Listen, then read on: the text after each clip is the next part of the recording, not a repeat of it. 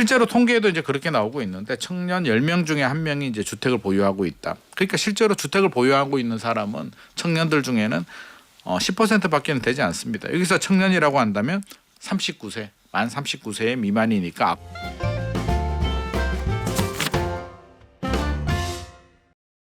한 주간의 집값 흐름과 주요 부동산 현안, 부동산경제연구소 김인만 소장이 전합니다. 안녕하세요. 안녕하세요. 우리에게는 딱 한 번의 부동산 연구소가 오래 남아 있는 거죠. 다음 주까지.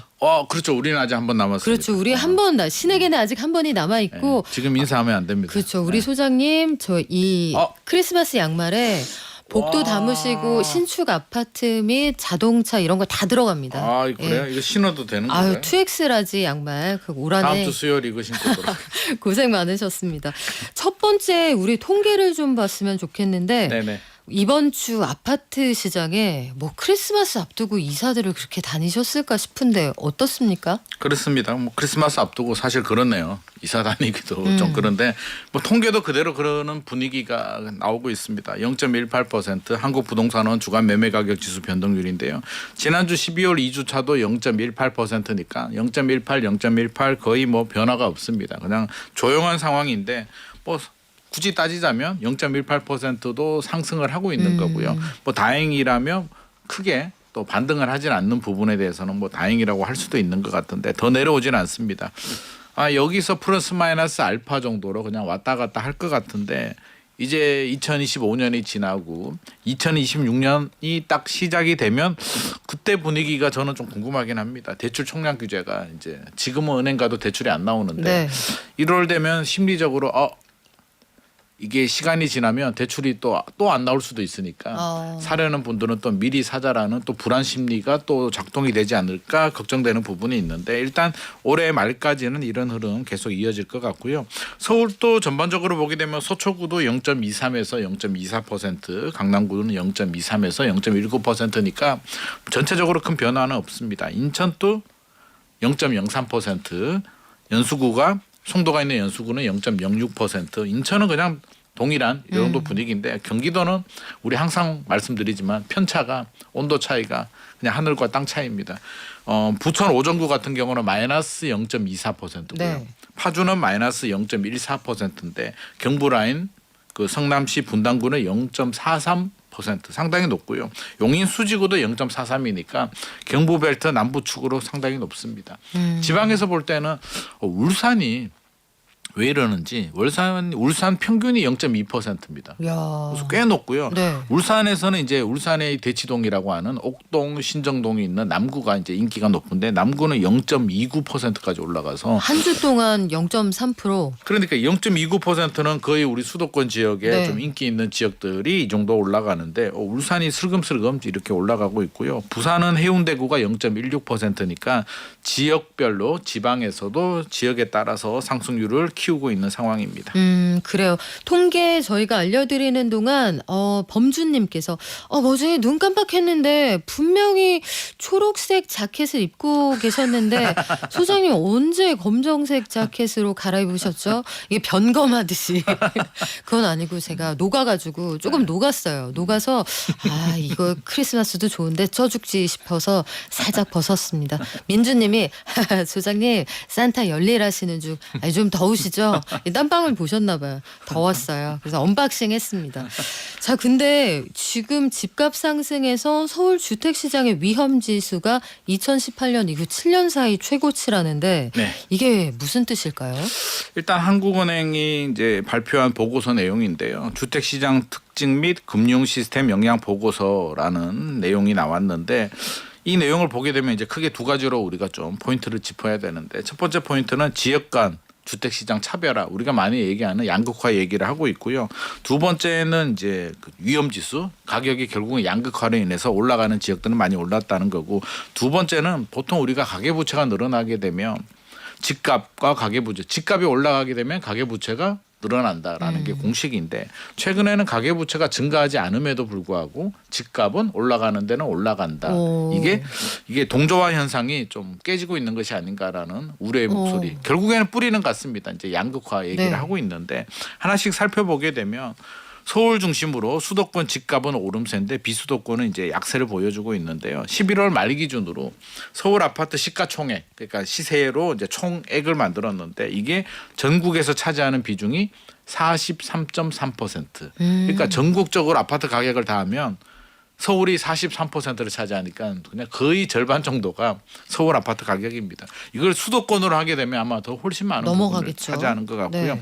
2020년 8월 집값이 과열됐을 때가 그 시가총액 비중이 43.2%였으니까 거의 2020년, 2021년 분위기 정도로 서울은 굉장히 좀 과열되어 있다라고 보여지고요. 위험지수라고 하는 건 소득, 임대료, 아파트 가격 뭐 전체적으로 조사를 해가지고 이제 나타내는데 3분기 위험지수가 0.9로 나왔습니다. 그래서 이게 그래프를 보게 되면 지속적으로 올라가서 2018년 한국은행이 수치를 만든 이후로 통계를 만든 이후로 가장 높게 나왔기 때문에 서울 아파트는 결국에는 소득이나 이거 대비 많이 올랐다라는 걸 보여주는데 많이 오르면 대출은 늘어나야 되는데 네. 대출은 안 늘고 집값만 올라가는 현상이니까 결국에는 한국은행에서 제시한 솔루션을 보게 되면 우리가 다 알고 있는 내용입니다. 그것이 건전성 정책 기조. 그러니까 뭐 가계부채 관리 계속하고 대출 규제하고 주택 공급 늘려야 된다라는 얘기를 하고 있는데 이거는 뭐 정부도 추진하고 있는데 원래 12월에 공급 대책이 나오기로 했는데 그거 새해로 미뤄지나요? 지금 분위기로상 그냥 1월로 넘어간 것 같습니다. 그래서 여러 가지 경로를 통해서 정보를 좀 유추하고 추정을 해보면 특별한 알맹이가 없는 것 같아. 내용이 확실하다면 아마 12월에 발표했을 텐데 내부 분위기를 좀 살펴보게 되면 차라리 이렇게 발표할 바에는 좀 더 지켜보고 좀 더 고민하자라는 분위기가 팽배한 것 같습니다. 그게 나을 것 같은데요. 저는 개인적으로는 어설프게 우리가 제가 말씀드리는 그런 내용들 있잖아요. 뭐 유유부지라든지 뭐 3기 신도시라든지 일단 유휴라는 게 없잖아요, 사실.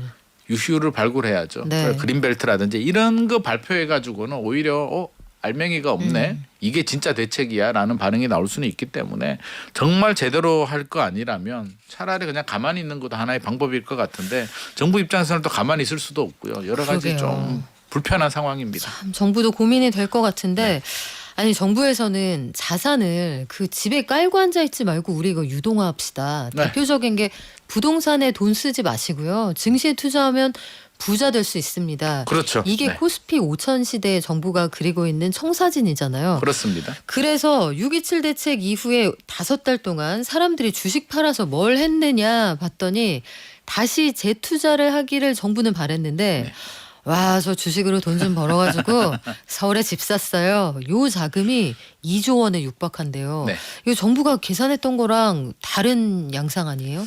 정부는 반대로 가기를 바라고 있죠. 집을 좀 팔아가지고 그 돈을 주식시장으로 좀 무빙을 좀 하고 싶은데 근데 집 팔아서 주식은 요거는 좀 쉽지 않을 것 쉽지 같은데요. 않아요. 1주택자가 네. 집을 팔고 주식한다는 건 저 개인적으로도 추천하는 방법은 아닌데 다주택자들 중에서 이제 뭐 그분들은 3주택이 그럴 수 있는데 있죠. 집 하나를 팔고 일정 부분을 뭐 주식에도 넣고 채권도 넣고 골드도 투자하고 이런 방법은 저는 적극적으로 찬성을 합니다. 근데 현재 결과를 보게 되면 일단 주식을 팔아서 11월까지 그러니까 7월부터 11월까지 6.27 대책 발표되고 5개월간 주식을 팔아서 집을 산 산 금액이 1조 6,249억인데 이게 30일 신고 기간을 계산해 보게 되면 한 2조 원 정도 될 것으로 보여집니다. 그래서 결국에는 주식 많이 올랐네. 차익 실현을 해서 이 기회에 이제 돈이 좀 더 생겼으니까 집 똘똘한 한 채를 사보자라는 심리가 좀 강화된 것 같습니다. 그래서 이런 결과가 어떻게 나왔냐면 이제 자금 조달 계획을 우리가 제출을 하게 되는데 규제 지역은 무조건 내야 되고요. 비규제 지역들도 6억 원이 넘어가게 되면 이제 자금 제출을 하게 되는데 꼼꼼하게 내야 됩니다. 자금 조달 계획서를 보게 되면 일단 예금. 네. 너 돈 어디서 구했어? 집 사는데? 저 예금에서 했어요. 아니면 주식이나 채권 매각했어요. 부모님한테 증여 상속받았어요. 현금 가지고 있는 거, 처분 부동산 가지고 있는 거, 팔았는 거 이런 금액들을 다 제출하게 되어 있기 때문에 이 중에서 주식 판 돈을 계산을 해보니까 2조 원 정도 나왔는데 여기서 빠진 게 코인이에요. 올해는 코인 판도는 이 항목에 미처 준비가 되지 않았습니다. 그래서 내년부터는 코인도 이제 신고해라고 네. 하고 있기 때문에 실질적으로 코인 판돈까지 하게 되면 저는 2조보다 훨씬 더 높은 금액이 나오지 않을까 싶어서 결국에는 내 집 마련하는데 돈을 좀 썼다라는 게 보여지는데 뭐 지극히 정상적인 흐름인데 이거는 저는 한 몸이라고 봐요. 집을 판 돈 중에 일부는 주식으로 들어가고 주식 판 사람은 또 부동산으로 들어가는 뭐 자연스러운 상황이기도 합니다만 올해 주식이 많이 올랐기 때문에 또 발생하는 현상 아닐까 싶습니다. 그러니까 이게 약간 그 본능적인 거라 자금의 흐름이 예상이 되는 게 그냥 이렇게 가정을 한번 해볼까요? 복권에 당첨이 됐다 하면은 복권 당첨되면 뭐 할 거야? 로또 되면 뭐 할 거야? 하면 다들 글쎄 일단 저기 좋은 데다가 집 한 채 사고 그게 1번이죠. 이렇게 하고 시작하잖아요. 네네. 그래서 우리 청취자분들도 보니까 은미님 또 유나님 광일님 비슷한 의견도 주시는데 사람들이 이게 거주가 안정됐으면 한 그런 마음들을 많이 가지고 있는 것 같아요. 근데 주식 팔아 집 산 사람이 많았기 때문일까요? 서울 경기에 40대 이하인데 생애 첫 집 산 사람이 4년 사이에 가장 많았대요. 이게 40대 이하니까 이제 30대가 이제 주로 되게 되는데 생애 최초 주택 구입 비중이 이제 늘어나긴 했습니다. 11월까지 서울, 경기도 수도권 지역들 생애 첫 집합 건물 여기는 아파트, 빌라, 뭐 오피스텔 다 포함했습니다. 20대에서 40대 매수자는 13만 6,769명인데 2024년 대비 이제 1,000명 정도 늘어나긴 했는데 뭐 숫자가 중요한 건 아니고요. 2021년이 많았습니다. 19만 명 정도 되다가 집값 떨어졌을 때 2022년 9만 6천 명까지 떨어졌다가 다시 이제 13만 명까지 올라갔고요. 연령대별이 중요한데 네. 40대는 4만 명 정도, 4만 55명인데 30대가 8만 4만 296명. 네. 그러니까 그냥 8만 명 정도 됩니다. 40대보다 30대가 2배 정도 많았고요. 20대도 16,000명 정도 되니까 야. 생각보다 2030들이 많네요. 도대체 무슨 돈을 가지고 이렇게 샀을까 생각을 해보게 되면 결국에는 부모님한테 상속 증여를 받거나 앞서서 이제 주식을 판 돈이거나 아니면 소득 구간이 높아서 대출을 좀 활용하신 분들이 또 있습니다. 그래서 신생아 특례 대출 같은 경우는 9억 원 이하의 전용 면적 85제곱미터 이하의 5억까지 이제 저리로 빌려주는 상품인데 이런 거를 이제 생애 최초 분들이 좀 많이 활용을 했다라고 생각이 되고요. 이렇게 사신 분들이 결국에는 집값을 밀어 올렸다라고 우리가 해석을 할 수가 있습니다. 그런데 또 다시 또 생각을 해보게 되면 이분들이 기존 원래는 40대가 네. 주택 구매의 핵심이거든요. 근데 왜 30대로 넘어왔냐라고 하면 일단 기성세대들은 집을 많이 샀습니다. 그래서 집을 가지고 있는 분들이 많이 있고 최근에 트렌드가 똘똘한 채잖아요. 가지고 있는 분들은 물론 상급지로 갈아타시는 분들도 있습니다만 그냥 스테이 하는데 무주택자들 생애 최초 분들은 상당히 불안감을 많이 느끼시더라고요. 저도 최근에 뭐 기자분들도 만나보고 네. 작가들도 만나보고 하면 기자들도 상의하죠. 상당히 불안해합니다. 그래서 많이 불안하고 집 샀다는 분들도 얘기 들어보게 네. 되면 서울이 아닌 경기도나 인천에 많이 사셨더라고요. 여력이 서울은 어려워요. 이제 네. 넘사벽이 돼버렸기 대출이 때문에 안 살 수가 되니까. 없고 네. 또 대출이 막혀서 못 사는 부분인데 일단 사려고 하시는 분들이 많이 늘어나고 있습니다. 그만큼 좀 불안하다는 얘기이기 때문에 이 불안감을 잠재우지 않으면 이런 주택 구매 수요를 줄이기는 좀 어려울 것 같습니다. 근데 이게 많이 늘었다. 통계상으로 4년 사이 최대치였다는 거지. 절대 다수가 집을 가지고 있을 리가 없잖아요. 청년층이. 이거는 비중이 그렇다는 거고 그렇죠. 찾는 사람들 중에 30대가 많다는 맞습니다. 거고 숫자를 보게 되면 절대 그렇지는 않고 오히려 무주택자들은 더 늘어났습니다. 30대가 집을 사는 비중이 늘었다고는 하지만 여전히 집이 없는 청년층이 대다수입니다. 있어도 6억 원 이하의 소형 주택이 대부분이다. 이게 우리가 생각하는 그 소득 수준에 이게 부합하는 결과잖아요. 그렇습니다. 네. 뭐 결국에는 아무리 물론 부모님한테 앞서서도 이제 그 코너 보니까 뭐 이재용 회장이 뭐 부모님한테 뭐 증여받았다고 하는데 그렇게 증여받으면 좋겠죠. 뭐 좋은데. 다 웃고 지나갔어요. 허탈하게. 네. 근데 다수는 이제 부모님한테 사실 또 부모님도 노후 준비를 해야 되니까 받을 수 없는 상황입니다. 그래서 청년들 같은 경우는 뭐 비싼 고가 주택을 사는 건 현실적으로 불가능해 보이고요. 실제로 통계에도 이제 그렇게 나오고 있는데 청년 10명 중에 1명이 이제 주택을 보유하고 있다. 그러니까 실제로 주택을 보유하고 있는 사람은 청년들 중에는 10%밖에는 되지 않습니다. 여기서 청년이라고 한다면 39세, 만 39세 미만이니까 앞서서 30대들 비중이 늘어났다라고 하는 부분에 대해서 나는 왜 없는데 30대가 집을 많이 샀을까라고 한다면 다른 거래량은 줄어들었는데 그나마 생애 최초 분들 30대 분들이 상대적으로 샀다는 얘기고요. 실제로 집 가진 사람은 10%니까 그래 나는 90%에 포함되네라고 좀 마음을 편하게 생각을 하셔도 될 것 같습니다. 일단 DSR에 따라서 그러니까 이 청년들 중에서 이제 소득 수준에 따라서 청년의 소득이 무주택 청년보다 2배 많다라는 결과도 나왔는데 네. 결국 집 있는 분의 소득이 2배가 높다는 거예요. 소득이 되시는 분들은 대출을 받아서 집을 샀다는 얘기인데 DSR 때문에 소득과 연계가 돼서 발생하는 현상이고요. 최근에 대출이 또 많이 나오지는 않기 때문에 이분들이 또 엄청나게 고가 주택을 살 수는 없습니다. 그래서 청년층의 주택 자산 가액을 보게 되면 이게 전국이기 때문에 네. 서울 분들은 이 금액이 없는데라고 할 수도 있는데 1억 5천에서 3억 구간이 가장 많습니다. 36.4%가 이 구간에 포함이 되고요. 6천만 원에서 1억 5천만 원 사이는 30%. 이것도 꽤 많습니다. 3억에서 6억 사이가 18.6%니까 결국 청년들은 내 집 마련을 하는데 자금이 부족하니까 좀 저가 주택 위주로 좀 많이 들어갈 수밖에 없습니다. 이런 통계를 보게 되면 일단 소득별로도 보게 되면은요. 보유한 청년들의 연소득 한번 보게 됐습니다. 5천만 원. 평균 5천만 원 정도이고 무주택 청년은 2,700만 원이니까 결국에는 소득이 되시는 분들이 대출을 받아서 집도 사고 부모님한테 도움을 받아서 산다라고 우리가 해석을 할 수 있으니 결국에는 청년들이 소득을 늘려주는데도 정책이 좀 집중이 돼야 되지 않나라는 생각이 듭니다. 그래요. 우리 현주님이 낀 세대라 힘듭니다. 위로는 부모님 용돈 챙기고 편찮으시면 병원비에 아래로는 자식들 학원비에 뒷바라지에 한 달 한 달 사는 것도 만만치가 않습니다. 저축하는 것도 용한 거죠 하셨는데 대부분 그래요. 대부분 우리 부모님의 노후 대책이 나 자신인 경우가 많을 거예요. 실제로 그렇습니다. 실제로 네, 그렇잖아요. 저희 세대들도 그렇고요. 그래요. 네. 그래서 우리가 여러 가지 그래서 조금 더 나아질 수 있는 방법을 같이 찾아보는 건데 아니 그러면은 내년에는 집값이 어떨 거냐 이거 진짜 궁금하실 텐데 네. 요거 전망치가 나왔죠. 나왔습니다. 뭐 제가 얘기하면 못 믿을 수도 있으니까 제가 공인된 기관의 전망을 좀 말씀을 해드리면 주택산업연구원에서 발표를 했습니다.